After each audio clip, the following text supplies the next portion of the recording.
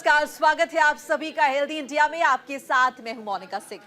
तो आज है शनिवार और हर शनिवार रविवार हम लेकर आते हैं आपके लिए हेल्दी इंडिया, क्योंकि हमें है आपकी सेहत का ख्याल। आज हम बात करने वाले हैं जॉन्डिस यानी पीलिया के विषय में। तो जॉन्डिस क्या होता है, कैसे होता है, लक्षण क्या है इसके, समाधान क्या है, और इससे जुड़े अगर आपके भी है कुछ सवाल तो फोन लाइन्स हमारी खुली हुई हैं। तमाम एक्सपर्ट्स हमारे साथ मौजूद हैं जो कि आपके सवालों का समाधान करेंगे, आपकी जिज्ञासा को शांत करने की कोशिश करेंगे। तो फोन लाइन के जरिए आप भी जुड़ सकते हैं हमारे शो में और सीधे फोन करके जान सकते हैं जो भी कुछ आपको जानना है जॉन्डिस से जुड़ा हुआ। तो चलिए जॉन्डिस के बारे में और भी चर्चा करेंगे, लेकिन इससे पहले हम आपको एक रिपोर्ट दिखा देते हैं। आप देखिए।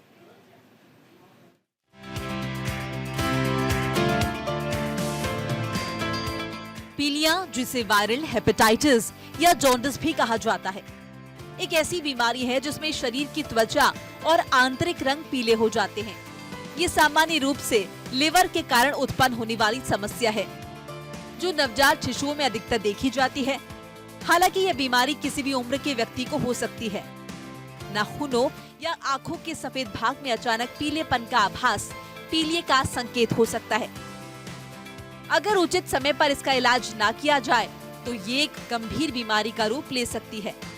इसीलिए पीलिया के लक्षण, कारण और बचाव को समझना बेहद महत्वपूर्ण है।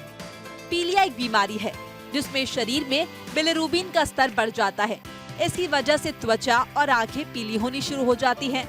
बिलिरुबिन लाल रक्त कोशिकाओं के टूटने से उत्पन्न होता है। लिवर द्वारा फिल्टर होकर शरीर से बाहर निकलता है।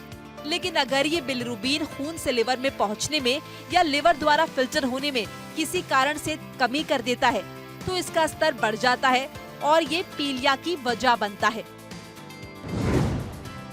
तो पीले रंग की आंखें और त्वचा, पेशाब का पीला रंग, त्वचा में खुजली, पेट में दर्द, बुखार और थकान की शिकायत, पित्त की आवृत्ति में वृद्धि,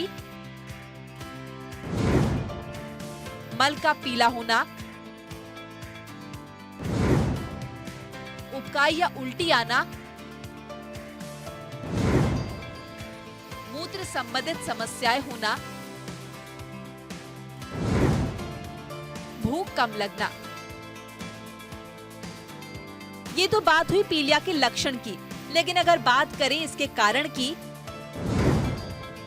हेपेटाइटिस एक वायरस रोग है जो लिवर को प्रभावित करता है और बिलिरुबिन का उत्पादन बढ़ा सकता है। लिवर समस्याएं, सिरोसिस और लिवर कैंसर भी पीलिया का कारण बन सकते हैं। रक्त में हेमोलोसिस, ये एक स्थिति है जिसमें रक्त की कोशिकाएं जल्दी टूट जाती हैं, जिससे बिलिरुबिन मुक्त हो जाता है और इसे शरीर के अन्य हिस्सों में फैला देता है। Gallbladder stones, gallbladder में पथरी होने पर बिलिरुबिन की प्रवृत्ति बढ़ सकती है और इससे पीलिया हो सकता है। दवाओं का सेवन, कुछ एंटीबायोटिक्स दवाएं बन सकती हैं इसकी बड़ी वजह। कुछ ऐसे उपायों और सावधानियां हैं जो पीलिया से बचाव में आपकी मदद कर सकती हैं, जैसे कि साफ सुरक्षित पानी का ही सेवन करें, स्वच्छ खाद्य पदार्थों का सेवन करें, खाने से पहले अपने हाथों को अच्छे से धोएं और टीकाकरण जरूर करवाएं। अगर आप पीलिया से ग्रसित हैं, तो आपका डॉक्टर आपको कुछ खास टेस्ट के लिए कह सकता है, जैसे कि bilirubin test, complete blood count test, hepatitis A, B और सी की जांच। इसके अलावा MRI scan, ultrasound, CT scan, endoscopic retrograde, cholangiopancreatography, यानी ERCP। इसके अलावा लिवर बायोप्सी। अगर आप भी जॉन्डिस से प्रभावित हैं तो खाने पीने में हल्का आहार लें, जैसे कि रोटी, दाल, सब्जियां, फल और दूध। तेल, मसालेदार और तले हुए खाद्य सामग्री से बचें। जॉन्डिस की वजह से लिवर की समस्या हो सकती है, इसीलिए डॉक्टर के मार्गदर्शन में लिवर को सहारा देने के लिए दवाएं ली जा सकती हैं। डॉक्टर की सलाह पर पानी और अन्य तत्वों का बैलेंस सही से रखें। इसके अलावा आराम करें और अल्कोहल के सेवन से बचें। न्यूज इंडिया के लिए मोनिका सिंह।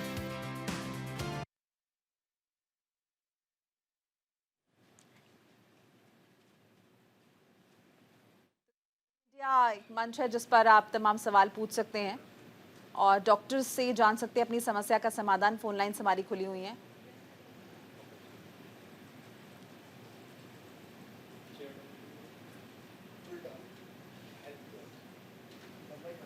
तो क्या पीलिया जानलेवा होता है और पीलिया क्यों होता है, इसके लक्षण, कारण और समाधान सभी पर चर्चा करेंगे। एक्सपर्ट का पैनल हमारे साथ मौजूद है।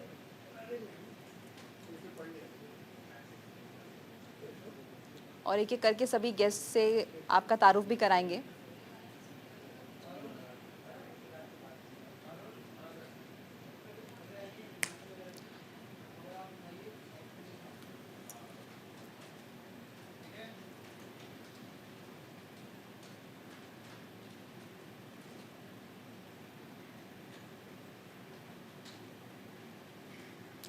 तो चलिए तमाम मेहमानों का स्वागत कर लेते हैं। हमारे साथ डॉक्टर नरेश चावला जुड़े हैं, आपका बहुत बहुत स्वागत है। डॉक्टर रविंद्र वत्स हमारे साथ जुड़े हैं, डॉक्टर नीतू जैन जुड़ी हैं जो कि आयुर्वेदाचार्य हैं, डॉक्टर नीरज चौधरी भी हमारे साथ जुड़ चुके हैं स्टूडियो में, आपका भी स्वागत करना चाहूंगी। डॉक्टर विवेक सैनी भी हमारे साथ जुड़ चुके हैं।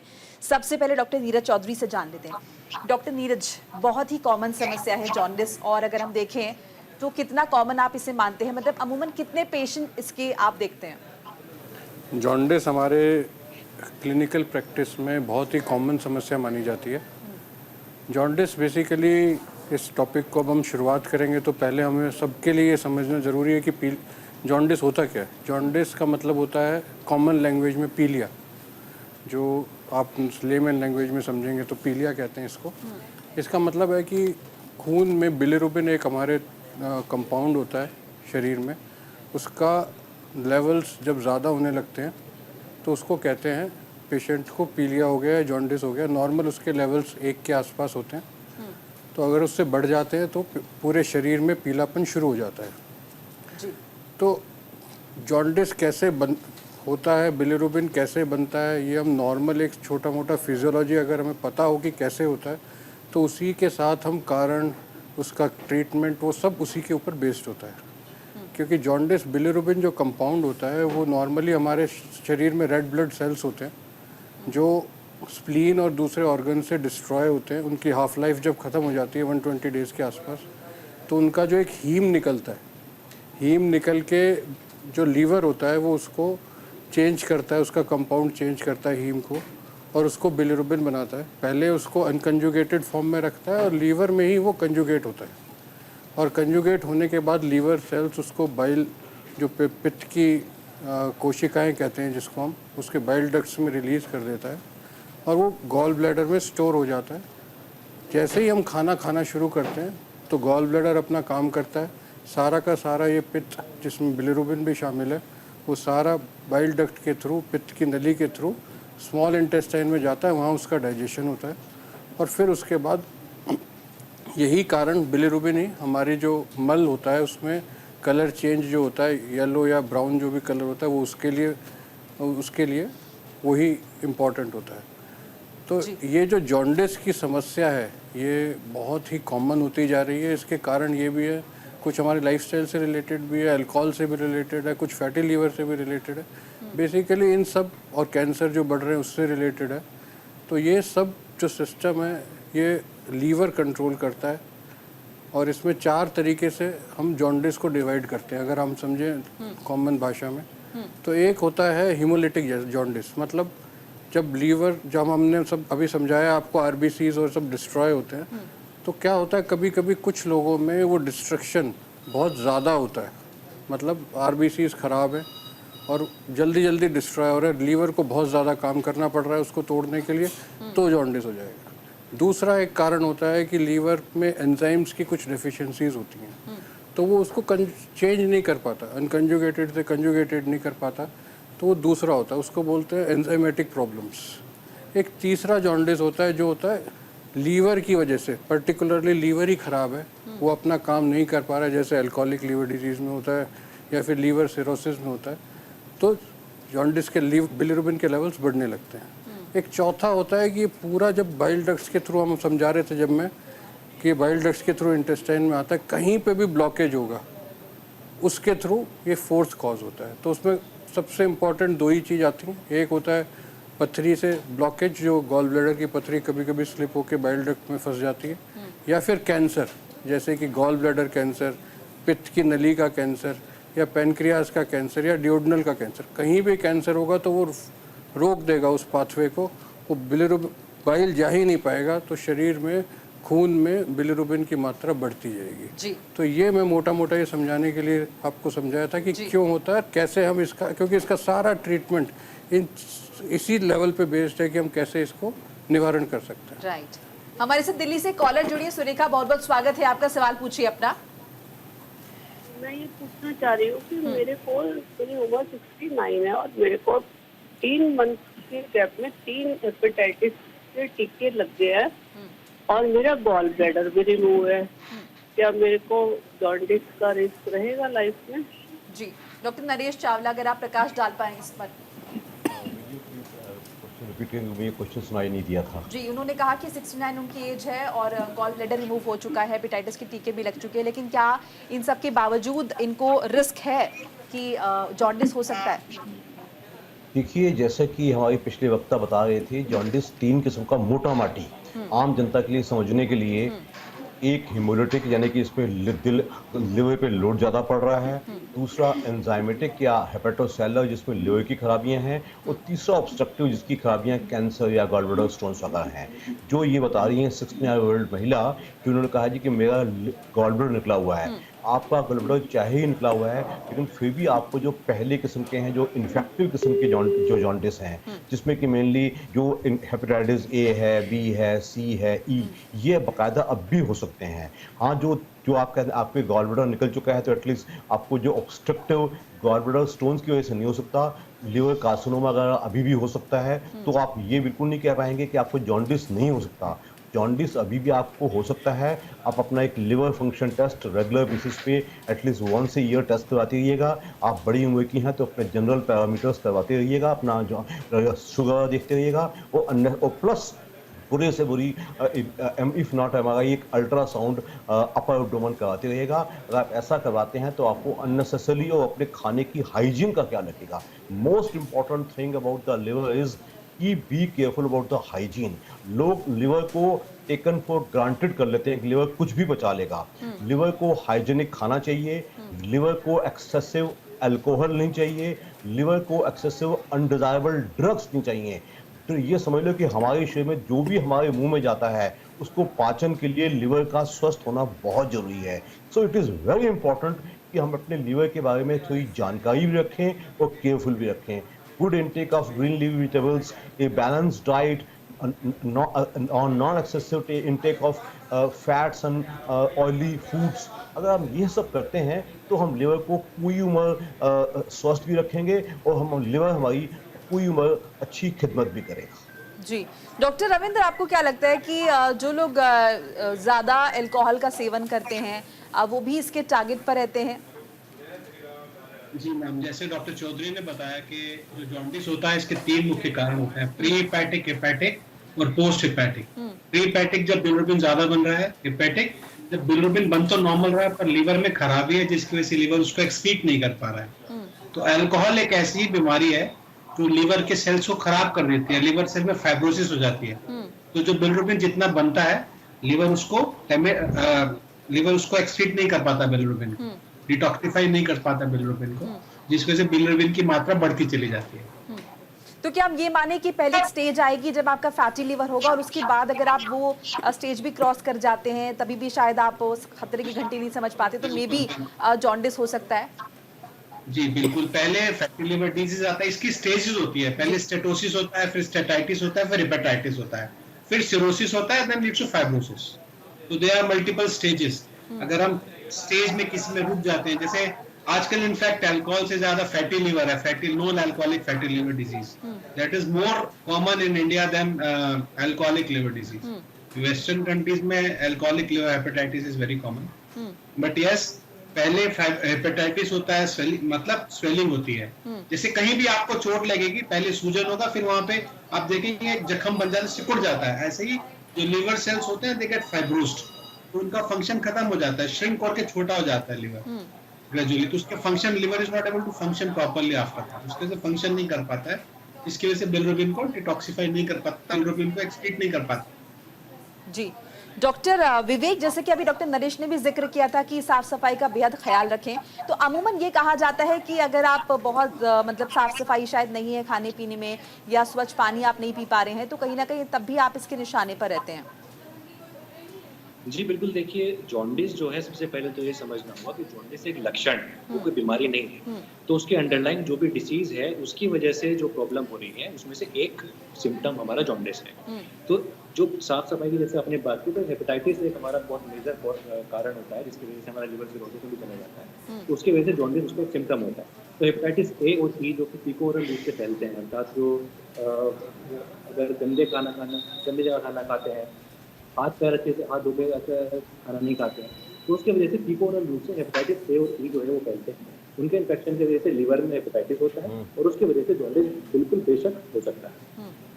जी डॉक्टर नीतू जैन भी हमारे साथ जुड़ी हैं, जो कि आयुर्वेद की दृष्टि से बताएंगी कि आप किस तरह से जॉन्डिस को देखती हैं, क्या प्रमुख कारण होते हैं, क्या वजह है। जो हम भी रोज के डेली रूटीन की ओपीडी में जो देखते हैं, सबसे ज़्यादा कारण तो जो आते हैं हमारे पास पुअर हाइजीन वाले आते हैं, क्योंकि पुअर जो लोकल आप कम्युनिटी में देखोगे तो सबसे ज़्यादा उनका हाइजीन ही इतना वीक रहता है कि खाने पीने का उतना ध्यान नहीं रखते हैं, पानी स्पेशली। तो जहाँ उनकी बॉडी में इन्फेक्शन होगा, और बहुत सारे क्या होता है इग्नोर करते रहते हैं इस चीज़ को, उनको पता सिम्टम आते हैं कि भूख नहीं लग रही है, वीकनेस बहुत ज़्यादा लग रही है, लेकिन वो नहीं समझ पाते हैं, वैसे ही सब करते रहते हैं।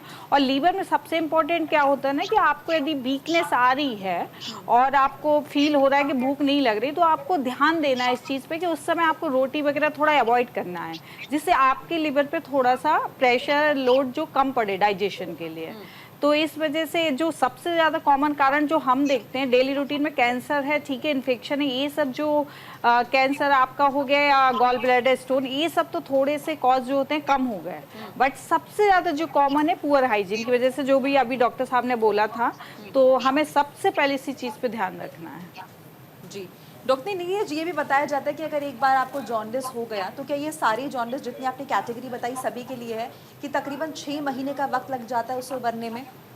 ये डिपेंड करता है कि हम किस स्टेज में पेशेंट के साथ डील कर रहे हैं। ज़्यादातर पेशेंट को जब जॉन्डिस होता है, मान लो पेशेंट जो ज़्यादातर हमारी ओपीडी में आते हैं, मान लो पेशेंट अल्कोहल का ज़्यादा सेवन करता है और उसकी वजह से उसको लीवर में प्रॉब्लम है। मैं आपको सबको इस प्रोग्राम के माध्यम से एक इम्पॉर्टेंट चीज़ ये बताना चाहता हूँ कि लीवर एक बहुत ही स्पेशल ऑर्गन है जो भगवान ने बनाया है हमारे शरीर में। ये 24 घंटे काम करता है, एक फैक्ट्री की तरह है। मैन्युफैक्चरिंग पावर है इसमें, मेटाबॉलिक पावर है इसमें, प्रोडक्टिव पावर्स है। तो ये क्या करता है कि इसमें रिपेरेटिव ऑर्गन है, मतलब रीजनरेटिव ऑर्गन है। ये ख़राब होता है, अपने आप रिपेयर भी कर लेता है। तो एक स्टेजेस होती हैं शुरू की, कि जब उस पर आपने डैमेज किया तो वो अपने आप ठीक भी होने लगता है, अपने आप ही वो डैमेज को ठीक करने की कोशिश करता है। तो वो उस वाली स्टेजेस में वो वापस से पेशेंट बिल्कुल नॉर्मल हो सकता है, अगर उसने ऑफेंडिंग फैक्टर, जैसे मान लो अल्कोहल है वो छोड़ दिया हो, या वज़न ज़्यादा था वो कम कर लिया हो, या फिर हेपेटाइटिस बी या सी का पूरा ट्रीटमेंट ले लिया हो। तो वो बहुत सारे कारण ऐसे होते हैं जो पूरा का पूरा ठीक कर देता है। अगर हम लास्ट स्टेज में आते हैं, जैसे कि सिरोसिस हो चुका है और एंड स्टेज लीवर डिजीज़ कहते हैं उसे, अगर उस स्टेज में पेशेंट आता है तो फिर वापस बिल्कुल नॉर्मल होने के चांस थोड़े से कम हो जाते हैं। और कभी कभी वो इतनी लेट आते हैं पेशेंट कि हम लीवर ट्रांसप्लांट के अलावा कुछ भी उनको ऑफर नहीं कर सकते। बिल्कुल, तो चर्चा हमारी जारी रहेगी। तमाम एक्सपर्ट हमारे साथ मौजूद हैं। इस बीच अगर आपके भी कुछ सवाल हैं तो आप जुड़ सकते हैं हमारे साथ फ़ोन लाइन के जरिए। फ़ोन लाइन हमारी खुली हुई है। अगर आप लिवर के बारे में या फिर जॉन्डिस के विषय में कुछ भी जानना चाहते हैं तो सही प्लेटफॉर्म है। एक छोटा सा ब्रेक ले रहे हैं, फौरन हाजिर हो रहे हैं, आप कहीं मत जाइएगा। ब्रेक के बाद आप सभी का स्वागत है। बात कर रहे हैं पीलिया के विषय में, जॉन्डिस के बारे में। अगर आपके भी कुछ सवाल हैं तो पूछ सकते हैं हमारे साथ। इस बीच देखिए कॉलर जुड़ गए हैं, उधमपुर से राघवेंद्र शर्मा जी हैं। राघवेंद्र जी बहुत बहुत स्वागत है आपका, सवाल पूछिए अपना। जी मेरे को पीलिया हुआ है।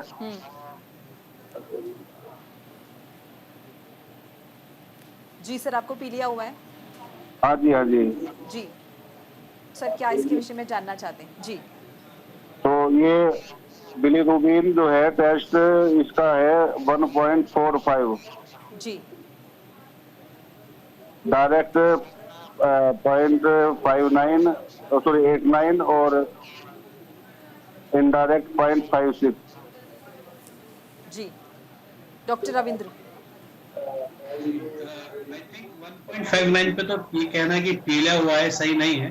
अब आमतौर पे अगर 2 के ऊपर बिलीरुबिन होता है तब कहते हैं पीलिया हुआ है। तो इसमें इनको ऐसा क्यों लग रहा है, इनसे जानना चाहूंगा मैं कि इनको क्यों लग रहा है कि इनको पीलिया हुआ है, किसने बोला इनको? डॉक्टर ने कहा है। अभी कब से ऐसा आपको तकलीफ क्या है आपको? बिलीरुबिन जो है ना वो 1.45 है इसमें टोटल। अरे भाई साहब, मैं वही कह रहा हूँ, बहुत सारे लोगों का इतना बिलीरुबिन नॉर्मली रहता है। आपको प्रॉब्लम क्या है?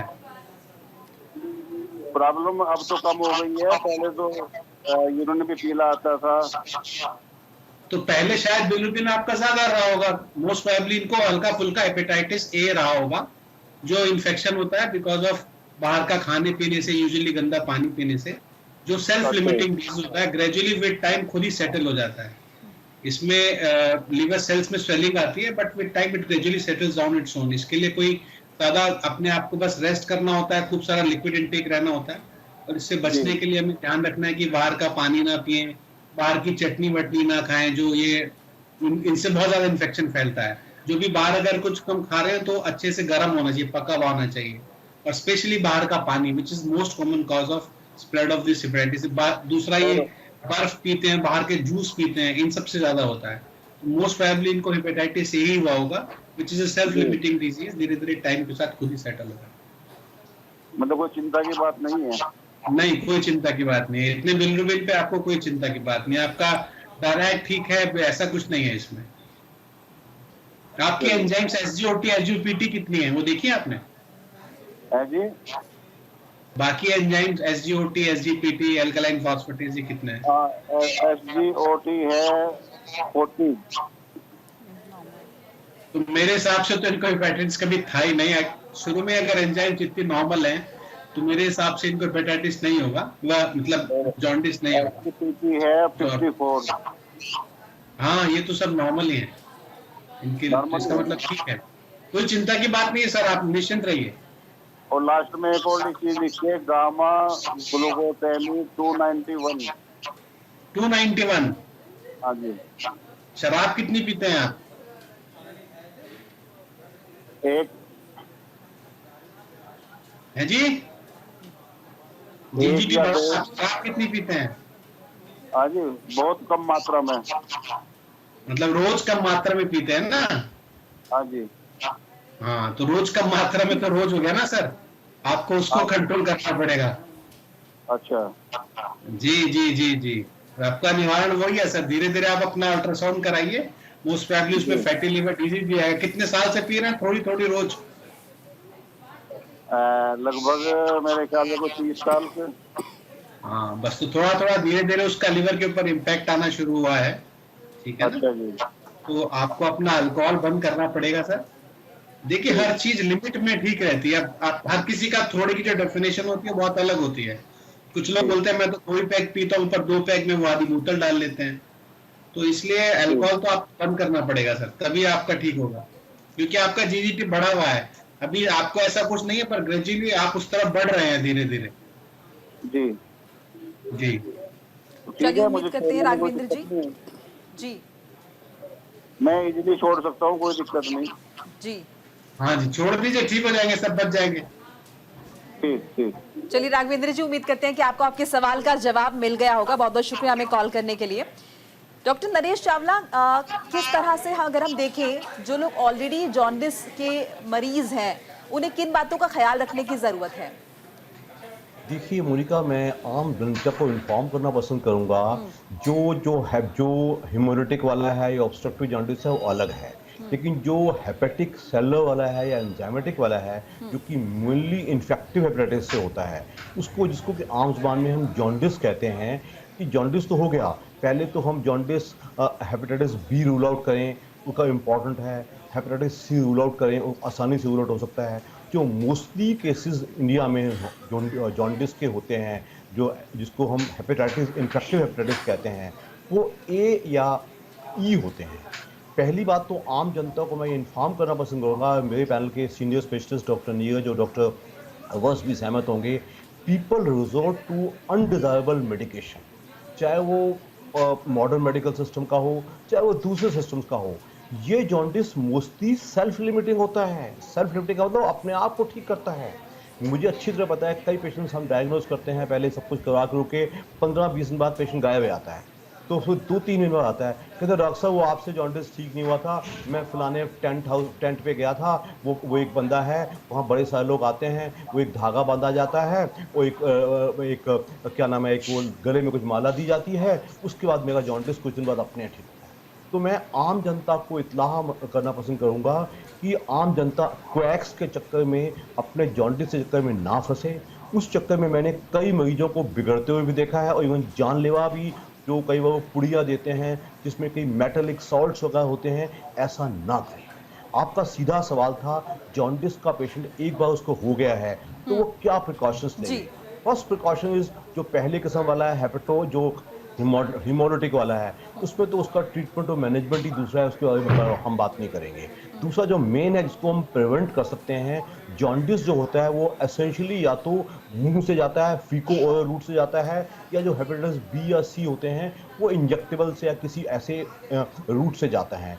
तो अनडिजायरेबल यूज ऑफ नीडल्स। दूसरा, अपनी हाइजीन का विशिष्ट ख्याल रखना। हिंदुस्तान आप जानते हैं फूड रेगुलेशंस ज़्यादा नहीं है, हम बाहर के खाने खाते भी ज़्यादा हैं, हमारा जो वाटर सप्लाई है वो बहुत अच्छा नहीं है। तो कहने का मतलब एक सेफ वाटर सप्लाई, चाहे आप सड़क पे खड़े होके स्ट्रीट फूड खाते हैं, आप मशीन का पानी पी लेते हैं, कुछ दिन बाद पता चलता है आपको तो ये हो गया जी, तो वगैरह वगैरह। नॉट इवन उससे आप पेट की बीमारियां, जो गैस्ट्रोइंटेस्टाइनल बीमारियां हजारों हमारे देश में इस मौसम में गर्मियों और बरसातों में फैलती हैं, उनसे भी बचेंगे और अनडिजायरेबल जॉन्डिस से बचेंगे। और जो तीसरा ऑब्स्ट्रक्टिव जॉन्डिस है, उसके लिए तो हमारी टोटल प्रिवेंशन टोटली हो सकती है, लेकिन जो हमारे अपने हाथ में है वो है कि हम अपनी हाइजीन का ख्याल रखें, अपने फ्राइड इंटेक, ऑयली इंटेक कम रखें, अल्कोहल का इस्तेमाल जो आजकल ठीक माना जाता है, अब तो सिर्फ मेल्स के लिए हार्डली 90 ml पर डे के ऊपर ना बढ़ें, और फीमेल्स तो उससे भी कम ले सकती हैं।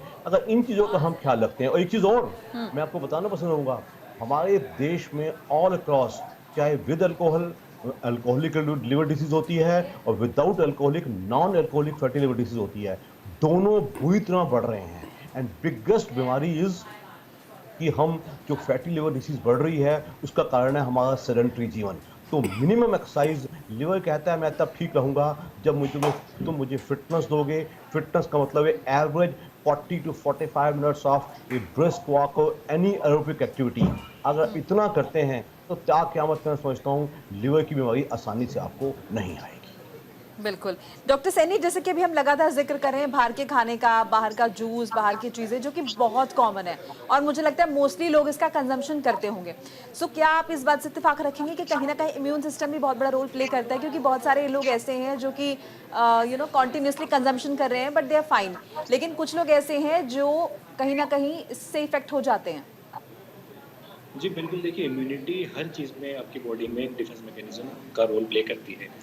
कुछ लोगों की जिनकी इम्यूनिटी कम है, उनमें अगर इन्फेक्शन का अगर एक्सपोजर होगा तो उनमें ज़्यादा चांसेस रहेंगे, हो सकता है कि जिनकी इम्यूनिटी कम है उनमें ज़्यादा जल्दी जो है हेपेटाइटिस डेवलप करे। जैसे मैंने बताया कि फीको ओरल रूट से हेपेटाइटिस ए और ई जो है वो फैलते हैं।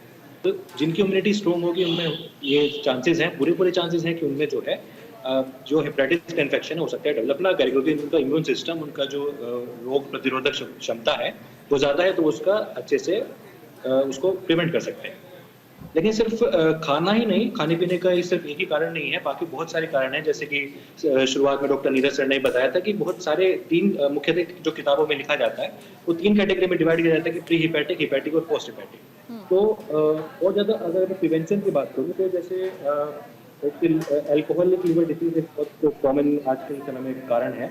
तो अल्कोहल की सेवन जो है तो बिल्कुल या तो ना करें, अगर करें तो बेहद कम करें। या फिर आज के समय में एक बहुत बड़ी इंक्रीजिंग ट्रेंड में जो चीज़ है वो है non alcoholic fatty liver disease, जिसको आम भाषा में फैटी लिवर भी कहा जाता है। उसमें क्या होता है कि उसमें जब तक सिम्टम आते हैं, जब तक जॉन्डिस डेवलप होता है, तब तक बहुत देर हो चुकी होती है, तब तक सिरोसिस डेवलप होने वाला होता है या फिर हो चुका होता है। तो उसको प्रिवेंट करने का सबसे बढ़िया तरीका यही है कि आप हर 6 महीने में संभव ना हो पाए तो हर साल में आप एलएफटी जो लिवर फंक्शन टेस्ट की जांच होती है वो कराएं। खून की जांच से होती है, सिंपल जांच होती है, उसको कराएं। अगर उसमें आपके कोई पैरामीटर डिरेंज जाते हैं तो एक फाइब्रोस्कैन नाम की एक जांच होती है जो कि सिंपल सी, बहुत महंगी भी नहीं होती है। उसको जो है आप अल्ट्रासाउंड की तरह होती है, वो आपको एक स्कोर बताती है। उस स्कोर के बेसिस पर आपको आपके लिवर के बारे में पता चलता है कि आपका लिवर किस स्टेज में है। तो मैं इस मंच के माध्यम से मैं सभी लोगों से अपील करना चाहूंगा जो भी मुझे सुन रहे हैं कि एटलीस्ट 6 महीने में या फिर 1 साल में अपने लिवर का एलएफटी जरूर कराएं, और अगर वो डिरेंज पाए जाते हैं तो डॉक्टर की सलाह लेकर के फाइब्रोस्कैन कराएं। क्योंकि ये जो NAFLD है, ये फैटी लिवर है, ये आपको दिखने में थोड़ा कम लग सकता है, लेकिन ये असल में बहुत खतरनाक बीमारी है। क्योंकि जब तक इसका सिम्टम आते हैं, पहले इसकी एक स्टेज होती है जिसमें सिर्फ फैट डिपोजिशन होता है, इसको स्टेटोसिस कहते हैं। उसके बाद में इन्फ्लेमेशन आता है, जिसको हेपेटाइटिस कहते हैं। उसके बाद में सिरोसिस डेवलप होता है। तो जब तक सिरोसिस डेवलप होता है तब तक बहुत देर हो चुकी होती है, तब तक उसको सिर्फ आप प्रोग्रेशन को रोक सकते हैं, आप उसको रिवर्ट पूरी तरीके से रिवर्ट नहीं कर सकते। तो एक बहुत अच्छा प्रिवेंशन का तरीका है कि आप अपने रेगुलर जो है हेल्थ चेकअप कराते रहें। बिल्कुल। डॉक्टर नीतू, ये भी आपसे हम समझना चाहेंगे कि कौन से वो ऐसे सिम्टम्स हैं जो कहीं ना कहीं अलार्मिंग है, जिन्हें हमें समझने की ज़रूरत है। अगर वो हमारे शरीर में दिखाई देते हैं तो हमें ये समझने की ज़रूरत है कि ये जो तब्दीलियाँ हैं ये कहीं ना कहीं हमें चेता रही हैं। हाँ, यदि पहले हम जो जनरल पेशेंट्स देखते हैं, यदि वो कंप्लेन करके आता है कि मुझे भूख नहीं लग रही है और थोड़ा टाइम ज़्यादा हो गया है भूख ना लगने का, और वीकनेस बहुत हो रही है बॉडी में, थोड़ा सा आपको पीलापन भी दिखेगा बॉडी में। आप उससे यदि ज़्यादा बिलिरुबिन है तो अच्छा उसको पीलापन दिखेगा, यदि कम है तो थोड़ा बहुत पीलापन दिखेगा। लेकिन सबसे पहले पेशेंट यही कह के आएगा कि उसे भूख नहीं लग रही है, पेट फूला फूला लगता है और मुझे एकदम से कमजोरी लगती है, कुछ करने का मन नहीं करता है, जैसे बॉडी एकदम से रेस्टलेस हो रही है कि बस लेटे रहो। तो इस तरह का सिम्टम लेके जब भी पेशेंट आएगा तो उसको आपको लिवर की, आपको बिलिरुबिन वगैरह की जांच करानी ही है। जी डॉक्टर नीरज, जॉन्डिस ऐसा नहीं कहेंगे कि सिर्फ अडल्ट्स को होता है, बच्चों में भी जॉन्डिस होता है।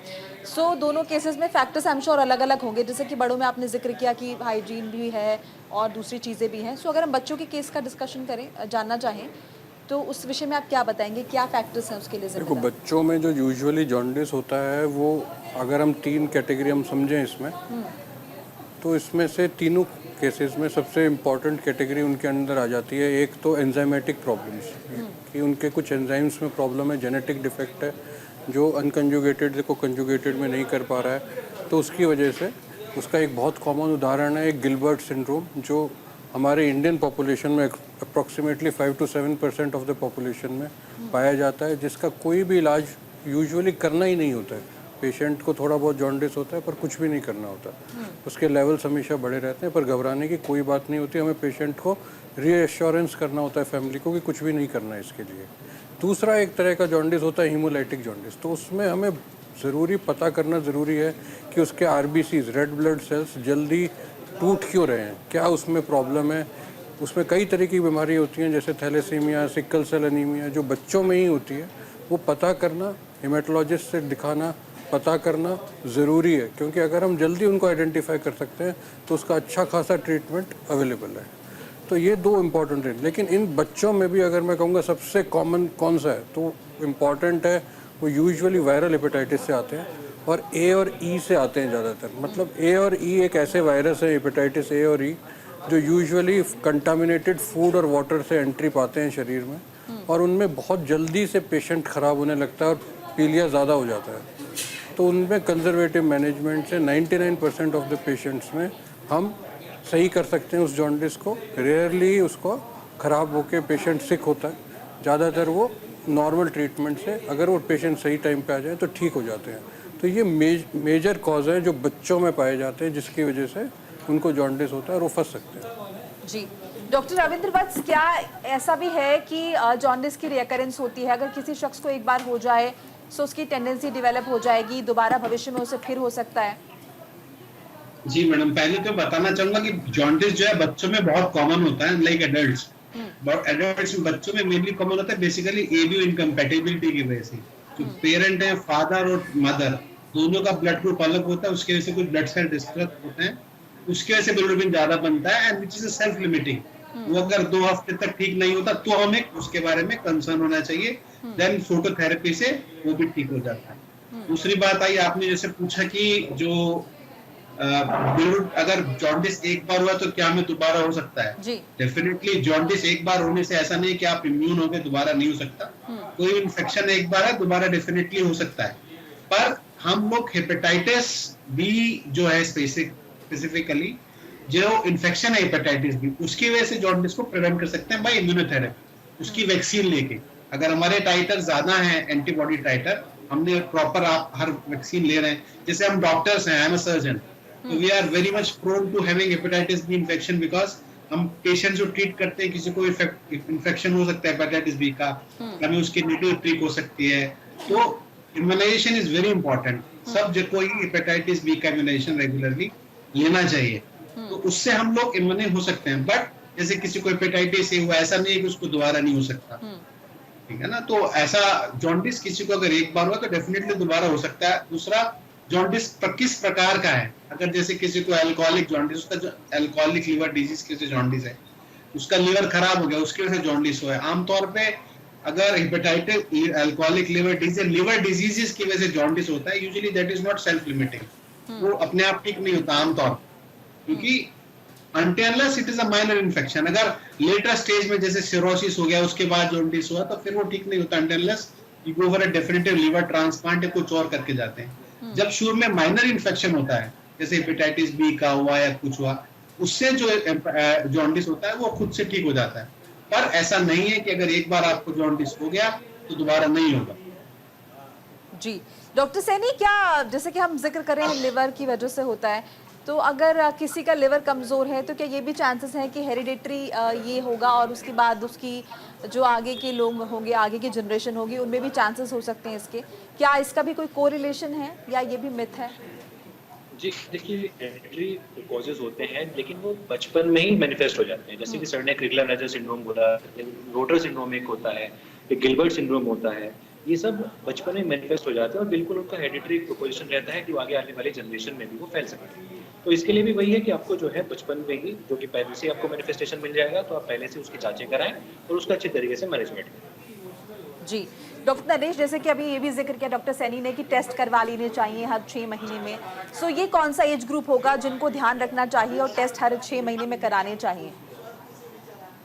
जैसा कि वेस्टर्न वर्ल्ड में होता है, हमारे हिसाब से after 30 to 35 years all across हम समझते हैं एक जनरल फुल बॉडी टेस्ट हमेशा हो जाए तो बेहतर है। उसमें I think not every 6 monthly but at least once in year must है, क्योंकि कई जो सो कॉल्ड लाइफस्टाइल डिसीजेज हैं, जिसमें डायबिटीज़ शामिल है, जिसमें डिस्लिपिडियम शामिल है, जिसमें जॉन्डिस तो खैर एक इन्फेक्टिव भी हो सकता है, अदरवाइज भी हो सकता है, फैटी लिवर डिसीज बीमारियां हैं, जितनी भी लाइफस्टाइल बीमारियां हैं, ये 35 के आसपास स्टार्ट होती हैं। In my opinion every Indian in executive particularly जो भी ऑर्गेनाइज्ड हमारा वर्किंग सेक्टर है, उसका हर साल में होता भी है। ये हर साल मोस्टली जो ऑर्गेनाइज्ड कॉर्पोरेट सेक्टर है, उनका once in year full executive checkup होना चाहिए। उसमें लिवर फंक्शन टेस्ट भी आता है, उसमें एक अल्ट्रासाउंड अपर एब्डोमेन भी आता है। तो उसमें कोई भी बीमारी है उसको हम शुरुआत में पकड़ सकते हैं। आजकल prevention is always better than cure, इसलिए हम समझते हैं कि बीमारी अगर शुरुआत में पकड़ी जावे और 35 साल से स्टार्ट करके हर साल में हम करवा लेंगे, तो आई एम श्योर बहुत सारी बीमारियाँ उनकी शुरुआत में पक जाएंगी और हम उसका निदान भी कर पाएंगे और देश की प्रोडक्टिविटी भी बेटर होगी और देश की खुशहाली भी बेहतर होगी। ठीक है डॉक्टर नीतू, आपको क्या लगता है कि अगर हम इन सिम्टम्स की तरफ, जैसे कि अभी जिक्र किया आपने कि भूख नहीं लग रही है, पेट फूला फूला लग रहा है, बहुत सारे लोग हैं जो चीज़ों को कई दफ़ा अवॉइड करते हैं, उस तरह की सीरियसली नहीं लेते हैं। अगर हम नहीं ले रहे हैं, इन सिम्टम्स को हम नहीं पहचान रहे हैं, तो ये मैं उन लोगों के लिए बता रही हूँ जो अक्सर अपनी सेहत का ख्याल नहीं रखते हैं, उन्हीं के लिए मैं आपसे जानना चाह रही हूँ सो ऐसे सिचुएशन में कितना वर्स्ट हो सकता है केस?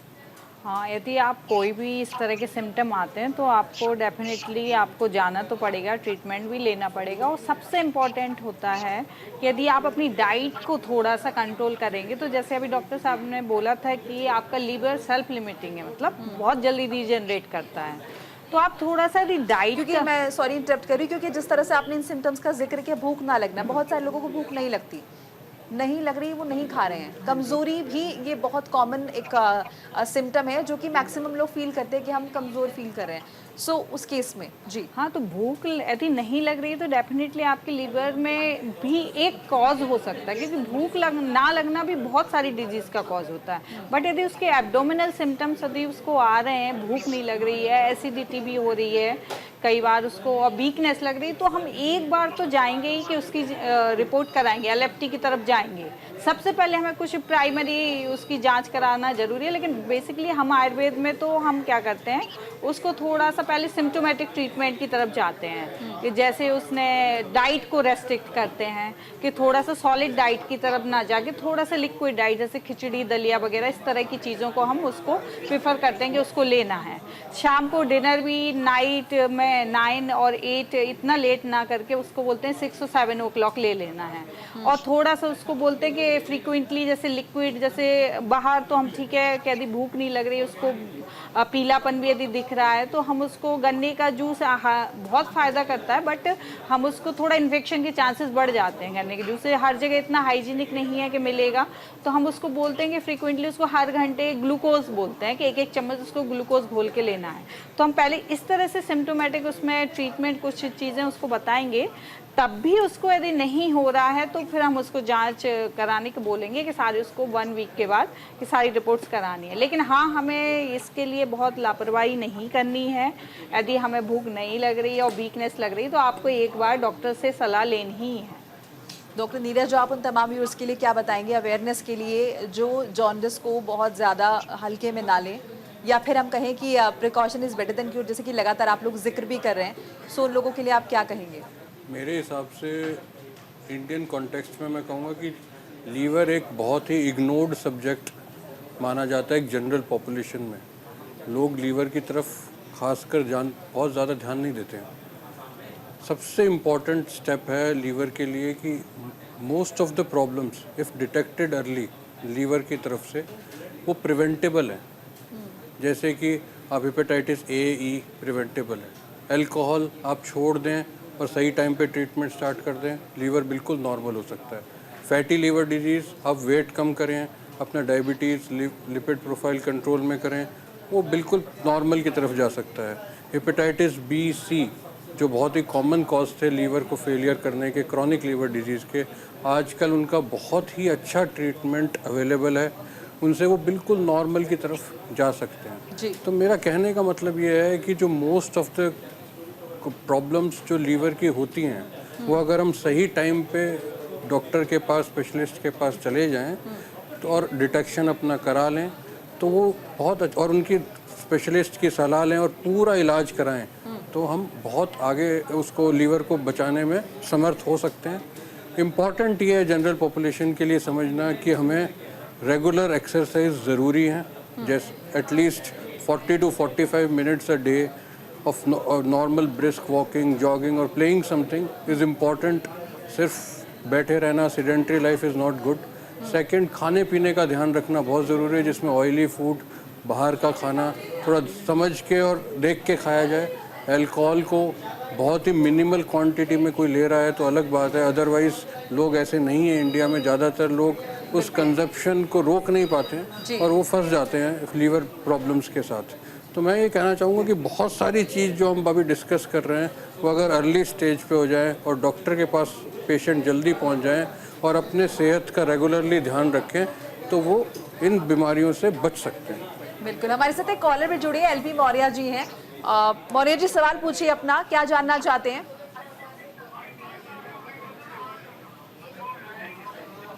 मौर्य जी, सवाल पूछिए अपना। चलिए, उनसे संपर्क टूट गया, फिर से प्रयास कर सकते हैं अगर आप जुड़ना चाहते हैं और अपना सवाल पूछना चाहते हैं। डॉक्टर रविंद्र वत्स, क्लोजिंग कमेंट आपसे लेना चाहूंगी मैं। मैं यही कहना चाहूंगा कि लीवर एक इम्पॉर्टेंट ऑर्गन है, जैसे डॉक्टर चौधरी ने बताया, जिसको हमें कोशिश करनी चाहिए कि हम उसको खराब ना करें। इसके लिए जैसे डॉक्टर साहब ने बताया कि इन्फेक्शन प्रिवेंट करने के लिए हाइजीन का मेंटेन रखना चाहिए। दूसरा, इन्फेक्शन प्रॉपर वैक्सीन लेना चाहिए, अल्कोहल नहीं लेना चाहिए। तीसरी सबसे इम्पोर्टेंट चीज है हर्बल मेडिसिन। इसका एक्सेसिव यूज नहीं करना चाहिए, अननोइंगली नहीं करना चाहिए, क्योंकि बहुत सारी दवाइयां उनके बारे में पता नहीं होता, उनमें बहुत सारे हैवी मेटल्स होते हैं which are harmful for our kidney और आवर लिवर आल्सो। उनका हमें उपयोग नहीं करना चाहिए। दूसरा, मेडिसिन जो है प्रिस्क्राइब मेडिसिन ही लेनी चाहिए। बहुत सारी मेडिसिन हैं which are harmful for the liver, उनको ध्यान से लेना चाहिए। अनप्रिस्क्राइब मेडिसिन नहीं लेना चाहिए, वैक्सीन लेना चाहिए। दूसरा, ड्रग जो है वो नहीं लेना चाहिए, क्योंकि जितने के सारे हेपेटाइटिस बी सी है मोनली ब्लड ट्रांसफ्यूजन की वजह से होते हैं। तो इसमें जो ड्रग लेते हैं, जो रिपीटेड सिरिंजेस होती हैं, अनयूज सिरिंजेस बार यूज करते हैं, उसमें होता है। Safe sex which is also very very important because that can lead to hepatitis. तो दूसरा, सर्जिकल कॉज, जैसे गॉल ब्लैडर स्लिप होने से गॉल ब्लैडर किसी को है, तो I think he should get in. Doctor Ravindra, मैं रोकना चाहूंगी, कॉलर जुड़े आपसे सवाल पूछना चाहते हैं। स्वागत है सर, आपका सवाल पूछिए अपना। सर, हमारे है ना सिर में कीड़ा हो रहा है, मेरे को महसूस होता है जब मैं अंधेरी नींद में होता हूँ। जी हेलो जी जी, सुन रहे हैं आपको। जैसे मैं अभी आँख मेरी अभी खुलने वाली है, उसके पहले मेरे को महसूस होता है सिर में। डॉक्टर नरेश, क्या ये सवाल आज के टॉपिक से संबंधित है? फ्रैंकली स्पीकिंग, मैं सवाल सुन नहीं पाया, तो मुझे आवाज नहीं आ रही है उसकी, तो you will have to repeat the question please. आप में से अगर कोई सवाल सुन पाया हो, एक बार सर दोहरा दीजिए अपना क्वेश्चन प्लीज। सर जी, हमारे सिर में ना छोटा कीड़ा महसूस हो रहा है मेरे को, जैसे गोभी में नहीं होता छोटा कीड़ा। हेलो जी जी, कुछ इस तरह से बता रहे कि सिर में कोई कीड़ा घूमता है, ऐसा महसूस होता है, इस तरह की दिक्कत महसूस होती है। डॉक्टर, आप बताना चाहेंगे? कीड़ा की समझ में जी, मेरे विचार में इनका कोई सवाल डज नॉट कंसर्न लिवर और जॉन्डिस एट ऑल, कि कुछ अपना कोई न्यूरोपैथी वगैरह है या कैसी बातचीत कर रहे हैं। I think he needs to see a neurologist that, because कोई पेट से या लिवर से उसका ताल्लुक लगता नहीं है। जी मौर्य जी, आपका सवाल आज के हमारे टॉपिक से संबंधित नहीं है और तमाम एक्सपर्ट यहाँ पर मौजूद हैं, हम सब जॉन्डिस के विषय में ही बात कर रहे हैं। सो बहरहाल, कॉल करने के लिए आपका शुक्रिया, और आप सभी का बहुत बहुत शुक्रिया हमारे साथ जुड़ने के लिए, हमारे दर्शकों को कीमती राय अपनी देने के लिए। तो आज के शो में फिर इतना ही, फिर मुलाकात होगी अगले शनिवार। एक नई समस्या लाएंगी और निश्चित तौर पर समाधान पर भी चर्चा करेंगे। आप देखते रहिए, तब तक के लिए न्यूज़ इंडिया। नमस्कार।